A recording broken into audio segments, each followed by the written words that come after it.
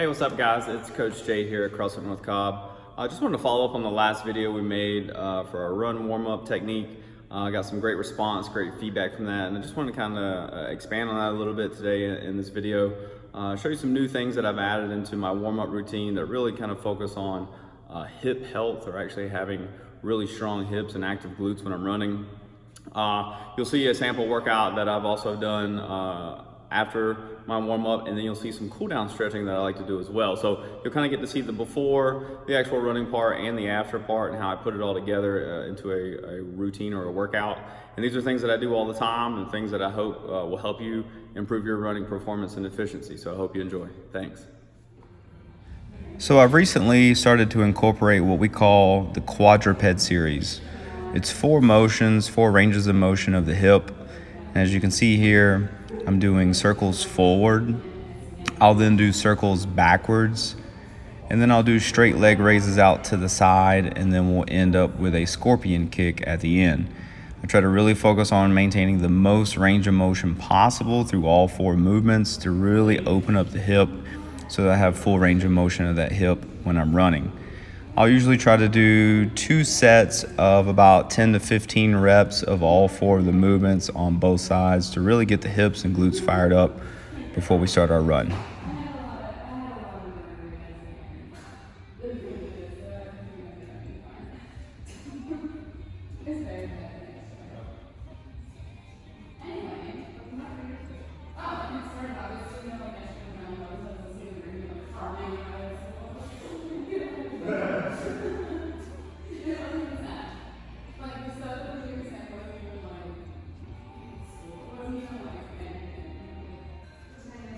The next movement that I've recently added in that I really enjoy is basically a makeshift reverse hyper. I really feel like this gets the glutes and the lower back of the spinal erectors fired up to help keep me up nice and tall posture-wise when I'm running. I've noticed that on some of my longer runs, I start getting a little lazy posture and have a little bit of a slouch. So I really like doing these before I start my run to really make sure that I'm staying up nice and tall and everything is nice and activated on the backside. I will usually do 2 to 3 sets of about 15 to 20 reps to make sure everything is good to go. 2 of my favorite movements to warm up with are the banded march in place and some barefoot jump rope. I really feel like the banded march gets my hip flexors nice and fired up to help with my stride efficiency and cadence. And the jump rope just helps to strengthen up the bottom of my feet and get my arches and calves nice and warmed up before any type of running movement. I usually pair these 2 movements into a superset by doing 20 to 25 banded marches per leg, plus 75 to 100 jumps in the rope. I'll usually do between 2 to 3 supersets to make sure that everything is nice and warmed up and ready to go.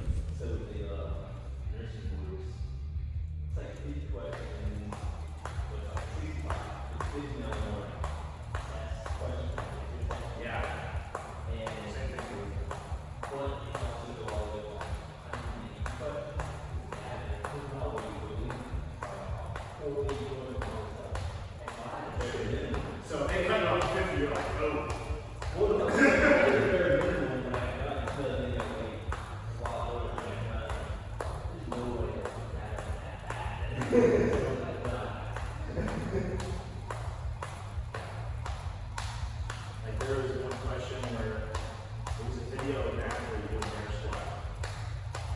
And the question was, it had all the points of performance for the air squat. It had all the things to look for. And there was like 6 things. It said pick 3 most common. All right, so we just got done with our last training run before the 10K this Saturday over in Roswell. I'm pretty sure the name is called Team Maggie 5K 10K. Pretty good cause, pretty good story there if you get a chance to go check that out. We're taking I think 10 or 11 people from the gym, so it's actually gonna be a good turnout for us. Ended up doing every 5 minutes for 6 rounds, run 800 meters. And I was averaging anywhere from, I think my first one was 326, which I didn't want to kill the first one, just want to kind of see how everything felt. And then I was able to start bringing those down. Second one I went 318. Third one 321, the fourth one was a 320. Run 5 was a 321, and then the last one I tried to really pick up the pace a little bit at the end, ended up at a 315. So overall, that put me at a 20:01 for 3 miles, which equaled out to about a 6:40 mile, which is pretty much what we wanted to do. We wanted to run this faster than our race pace. So I'm hoping for about a 7:30 mile for the 10K, which I think is doable if I get enough rest, if I get the proper nutrition, stay hydrated, and stay on top of my mobility and stretching. I think we have a chance to actually do that this time, especially coming off the 15K, just knowing mentally that I can push longer and that I can pull back a little bit as far as distance and try to increase the intensity up a little bit if I need to as well. So I'm kind of venturing on both spectrums of that as far as running. So feeling pretty good. I'll probably skip out on today's workout. It's got deadlifts in it, but I will probably do all the core work. So we got side planks, full planks, and just some other core work stuff. So I'll probably try to get some of that in later today as well. But tomorrow we'll probably just do a beach body workout, just get a good upper body pump, because biceps win races, and if they don't win, they at least get places. So that's our goal for tomorrow, and then try to get a good night's rest on Friday night. And I think Kelsey's mom's gonna watch the kids, so we won't have to worry about what to do with the kids on Saturday morning. So everything should be good to go as long as the weather acts up, or doesn't act up, or acts right, I guess you could say, which I think is supposed to be cloudy right now, which should be fine. So looking forward to it. Should be fun. All right, you guys have a great day.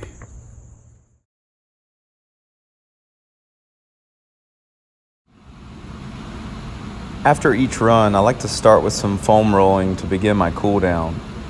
I'll usually start with the quads and get about 20 to 30 rolls, with each roll being a full down and back up, really focusing on getting all parts of the quad, the inside, the middle, and the outside part.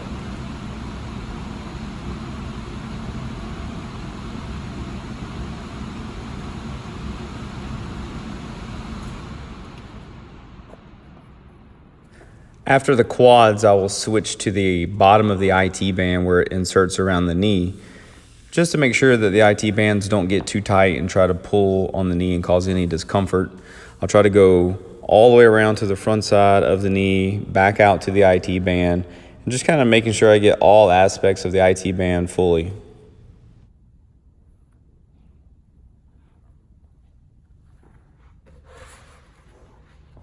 Next, I will focus on rolling out the hamstrings. I usually try to get 20 to 30 full down and back rolls to make sure I get all parts of the hamstrings, especially since these are the tightest part after a long run for me.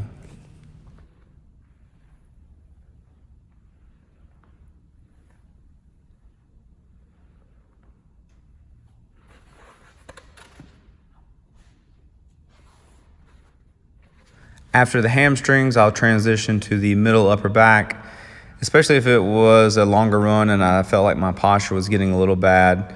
I'll make sure to get a good 15 to 20 rolls to really make sure I get everything worked back out.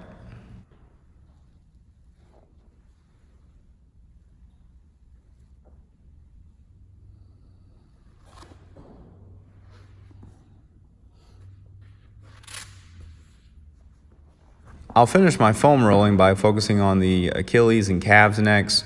Same thing, trying to get about 15 to 20 rolls in each section. So I'll focus on the Achilles first and gradually move the foam roller up to get all parts of the calf muscle as well.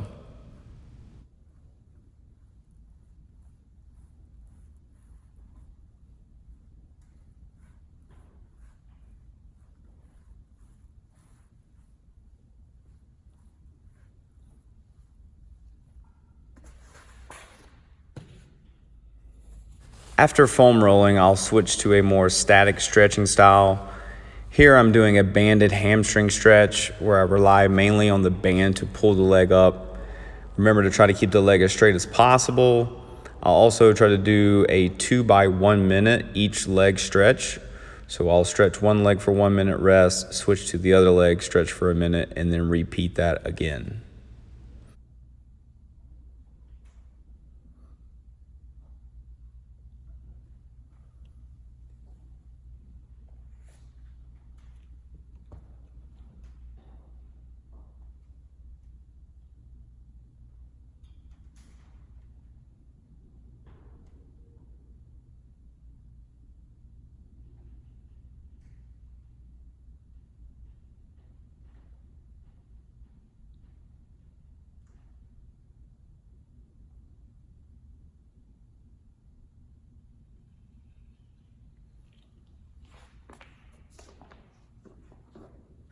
From there, I'll switch to a single knee hug into the chest to try to stretch out the lower back and hips, especially if I did experience any tightness during my run. I'll hold each leg for roughly about 45 seconds or so to a minute, and then usually repeat that 2 times on each side.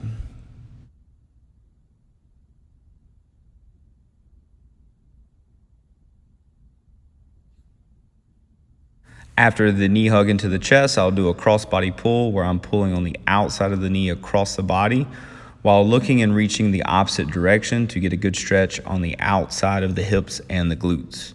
I will hold roughly about 45 seconds to a minute on each side, and I will repeat that 2 times on each leg.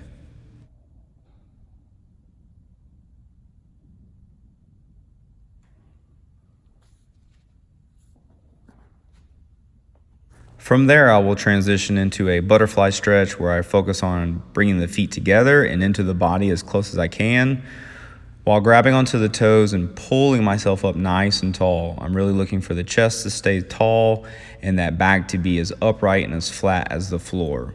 I will hold this roughly about 45 seconds to a minute, and I will usually repeat this for 2 sets as well.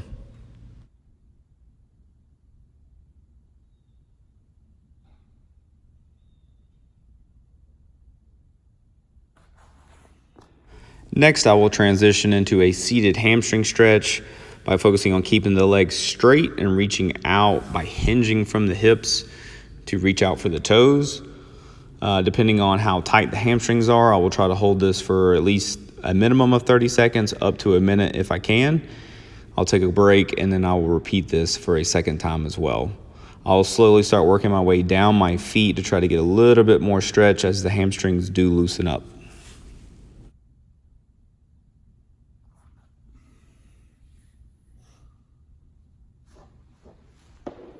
To finish my stretching, I will then transition to a side lying position, and then I'll go into a quad stretch from here. The goal is to grab onto the top of the foot and pull your heel up as close to your butt as you can comfortably. I'll try to hold this for 45 seconds to a minute on each side and repeat this for 2 sets total.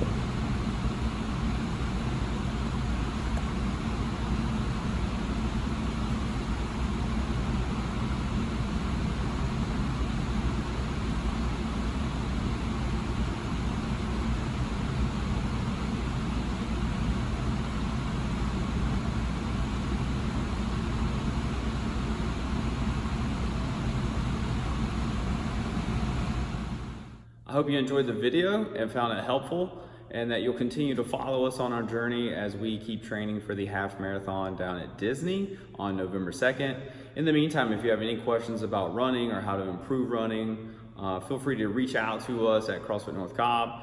You can go to any of our social media outlets, or you can reach me directly on my phone number, 770-530-7778, or through my email at justin@crossfitnorthcobb.com. Thanks.